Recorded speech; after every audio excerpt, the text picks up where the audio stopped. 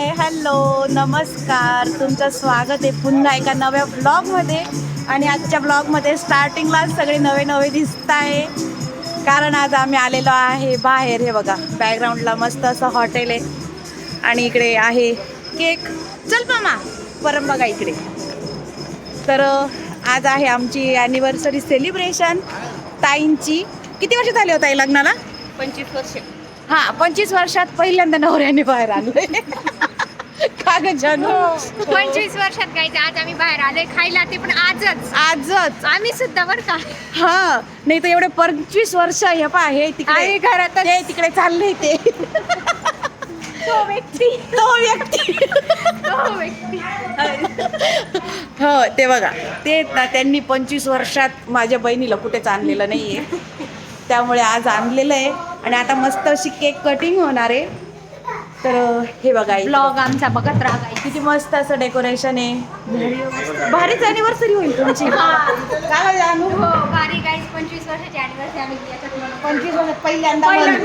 पहिल्यांदा चला असेच कंटिन्यू राहा, बघत राहा ॲनिव्हर्सरी सेलिब्रेशन कसं होतंय. आणि हा बघा आधीच जाऊन बसलाय. चला असेच कंटिन्यू राहा. हे बघा किती मस्त असं आहे या मुलाचं. हाय कोण बसला, कोण उठ, ते काका काकूला बसू दे तिथं. तर किती छान असं डेकोरेशन आहे. हे बघा ॲनिव्हर्सरी, बर्थडे सगळं. हा बोला. तुम्ही जर नाशिकमध्ये राहत असाल तर या इथे, खूप छान हॉटेल आहे. हा हे बघा मस्त असं हॉटेल आहे, एकदम छान असं आहे आणि खूप सारं मोठं आहे.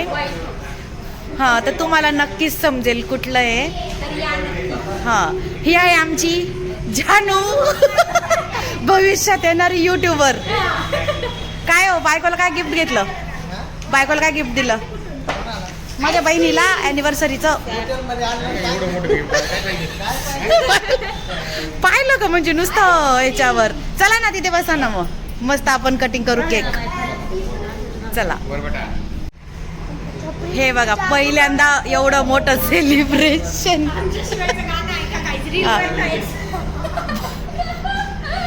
मोन्या थंडी, मोनाला थंडी भरली पर.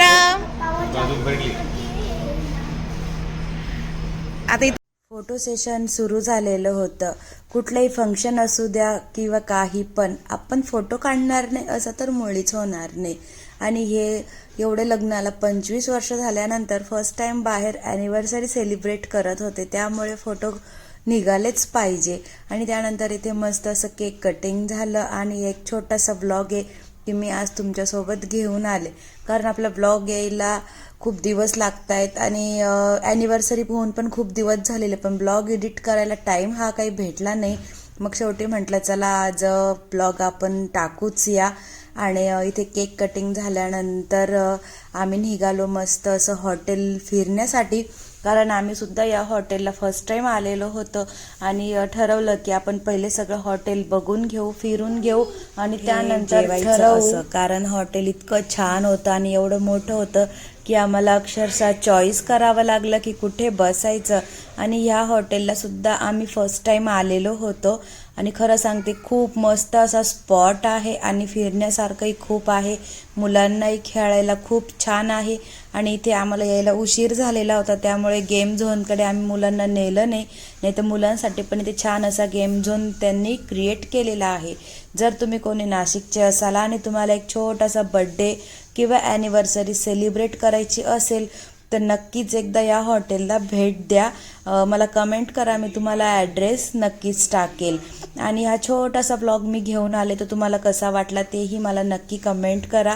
आणि एक व्हिडिओ आवडला असेल तर लाईक करायला अजिबात विसरू नका.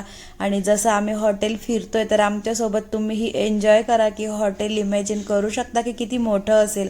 आणि सगळ्यात मेन म्हणजे इथे फोटोज आणि व्हिडिओसाठी खूप छान असे लोकेशन होते आणि हायवेलाच हे हॉटेल असल्यामुळे लोकेशन आणि व्ह्यू एक नंबर होता. विचार पण आपण करू शकत नाही, एवढं छान इथे फिलिंग असं येत होतं. बड्डे ॲनिव्हर्सरीसाठी त्यांनी खूप असे छान स्पॉट पण इथे बनवून ठेवलेले होते. आणि आता इथून पुढे मी नक्की प्रयत्न करेल की आपले व्लॉग हे डेली आले पाहिजे.